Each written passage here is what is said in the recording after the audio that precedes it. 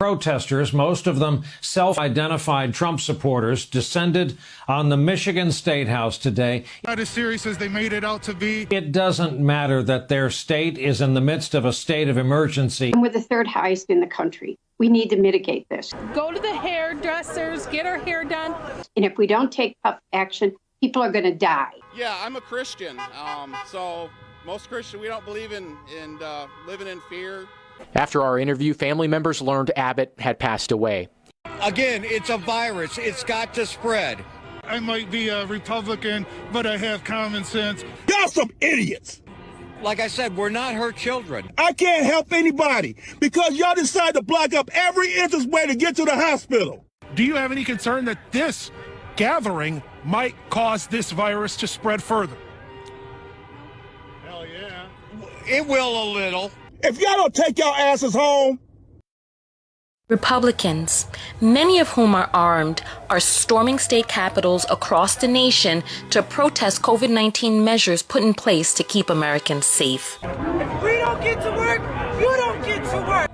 It started in Michigan, spurred by videos like this, where Michigander is complaining about not being able to buy seeds or paint. Perfect example of the government taking away our rights. You can't even buy seeds. Sure hope all the dope addicts that use the paint and stuff to subdue their needs don't fall off the wagon. Even though it's snowing in Michigan, and it's been said that people were using Walmart as a hangout spot to loiter, even though they were not there to buy essential goods.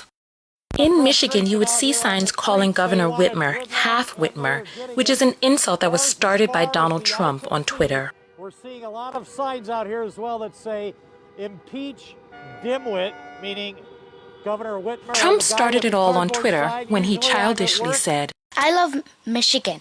One of the reasons we are doing such a great job for them during this horrible pandemic. Yet your governor, Gretchen half Whitmer, is way in over her head. She doesn't have a clue. Likes blaming everyone for her own ineptitude. What? And I hear an American say, recall Whitmer. Protesters, most of them self-identified Trump supporters, descended on the Michigan State House today. It doesn't matter that their state is in the midst of a state of emergency. The protest, dubbed Operation Gridlock, was organized by the Michigan Conservative Coalition and the Michigan Freedom Fund, a DeVos family-linked conservative group. As the name of the protest implies, the protest was designed to cause traffic jams, and they succeeded. Those stuck in traffic included hospital workers trying to get to work in a hard-hit state in the middle of a pandemic. The traffic jams blocked essential workers and emergency personnel from getting to work. One man went viral when he spoke out. How can I do my job if y'all idiots are blocking up the ways to get to the hospital? There are people dying. What if it was your mother? It is unfair for the people that have to go to work every single day, especially in the hospital. If y'all don't take y'all asses home, y'all some idiots. Total idiots. I can't do my job. I can't help anybody because y'all decide to block up every entranceway to get to the hospital. We are fourth in the nation right now for the number of cases. We alternate between third and fourth, and we're the third highest in the country. We need to mitigate this. And if we don't take tough action, people are going to die. And people don't understand that they could die. And there's no room to be political now, period. Our numbers were staggering, frightening, and devastating. You got to do what you got to do right now because we don't want people to die. When reporters spoke to protesters, they didn't seem concerned about the deadly airborne virus, which has killed over 100,000 people worldwide, 1/3 of whom are in the U.S. alone. The U.S. has surpassed all other countries in COVID cases. Are you concerned about this virus? I was in the beginning until I've done my research and found out the realities and the media's overreach on it and that it's not as serious as they made it out to be. I don't think it's to the extent that they're trying to make it out to be. And listen. This has got to be my favorite part right here. Listen very closely as he insults himself. I might be a Republican, but I have common sense. I might be. Did you catch it? He says, I might be a Republican, but I have common sense. Meaning, even though I'm a Republican, I have common sense. Which means he's stating right out there in the open that Republicans don't have common sense. But I have common sense. Do you have any concern that this gathering might cause this virus to spread further? Hell yeah. It will a little. But I don't think it's to the extent that they're trying to make it out to be.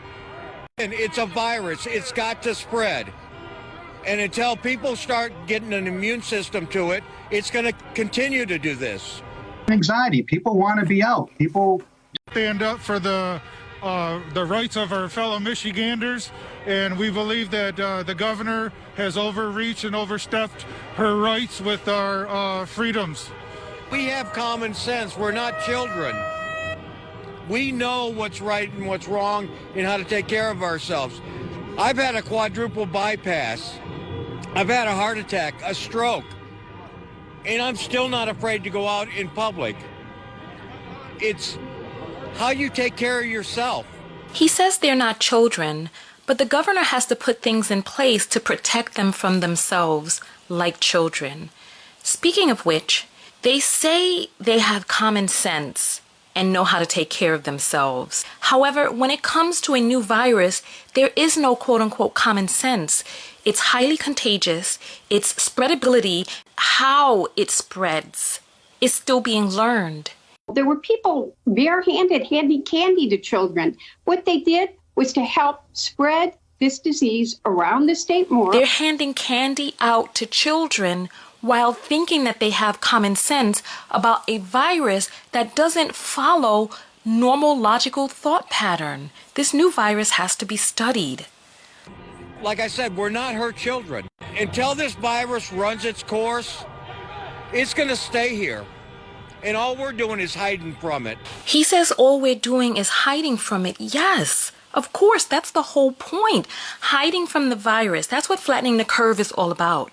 So that we're all not getting sick at once, congesting the already overtaxed medical system. Imagine if we all get sick at the same time and have to go rushing into the hospital. And the disconnected part of it all is that he's one of the main people who his comorbidities makes him a higher target risk for death at the hands of COVID-19.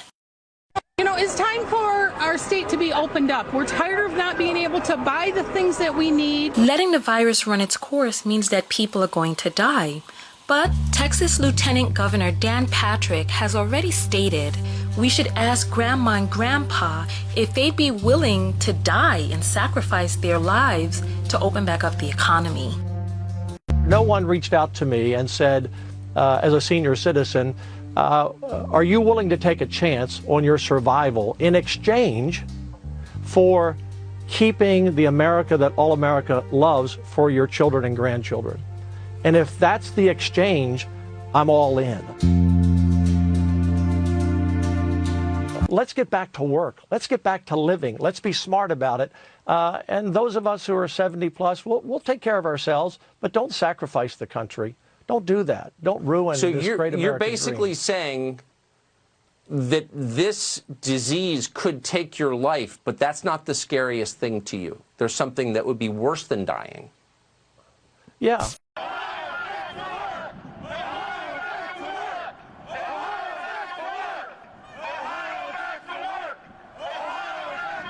That's what a lot of the statements seem to be about. America's obsession with exchanging life hours for fiat currency and partaking in the debt slavery system of this matrix. If you're sick, stay home and in your house. The ones that can work need to work. We need to open our business. Did you catch all of the things wrong with this statement? A person can be contagious and not feel sick, hence the lockdown. Social distancing, not house arrest. We can work safe And listen to this next woman and the guilt she feels about collecting unemployment, a system we pay into and are entitled to during hard times. Why are Americans made to feel shame for having insurance? Community is struggling. My husband is on unemployment for the first time in our life. And it's unwillingly that we're taking unemployment. We want to go back to work. We have employees. We have paychecks to issue. We have bills to pay. The only stores open are Walmart? That's ridiculous. That's why we're here. P.S. In order to collect unemployment insurance as a business owner, you have to be labeled as a legal employee of that business and be drawing a bona fide paycheck, which you as the business owner and you as the employee both pay into unemployment insurance. End the lockdown, open Michigan, stop the tyranny. We came down and we just want to end the lockdown and use some common sense and get things back to normal. You're out here without a mask, without gloves, you feel safe? Yeah, I'm a Christian, so most Christians, we don't believe in living in fear. You know, God's in control of everything, and we just want to show our faith and get things back to normal. Well, it makes sense for people who base their life on dying. Many Christians may want the virus to take them so that they can go on to glory. But you know, there's a difference between being faithful and reckless. They say God blesses the child who has their own, so take care of yourself, take care of your fellow brother and sister. Now, we've all heard of the pastors and the congregations who have been dying from COVID-19 because they went to choir practice or they were gathered too close and they were spraying and singing out the aspirations onto other congregation members. I felt like God was going to take me, and I was okay with that. I said, God, you can take my body. I said, I'm ready to meet you. I said, just take care of my family and my friends and my church and my community. On Wednesday night, family members were asked to say their goodbyes on a FaceTime call. After our interview, family members learned Abbott had passed away. But what happened yesterday was inexcusable. People did not have masks. They did not have gloves. They did not distance themselves. They had Confederate flags, swastikas. They blocked an ambulance trying to get to a hospital. I can't go between those houses. You can't buy paint. You can't buy lawn fertilizer or grass seed or whatever. I mean, come on. All statewide? Really? And this woman here reveals what really may be going on. Go to the hairdressers, get her hair done. Seems like she may have a man at home who doesn't realize that she's gone completely gray. And she need to get them roots covered up before he realizes what's going on. And the spark or the thrill is gone. These protests have since popped up in Minnesota, Virginia, Kentucky, Ohio, California, Utah, and North Carolina, with Trump sending out inciting tweets like, "Liberate Michigan, liberate Minnesota, liberate Virginia, and save your great Second Amendment. It's under siege." For those who don't know, the Second Amendment is the right to own a gun in the United States. Why is Trump coming out talking to people about the Second Amendment during COVID-19? And Trump acting as if he's some great liberator? Yeah, liberate yourself to go out there to work, to make that money, to catch COVID-19 and die because it doesn't matter your life, because bitch better have my money.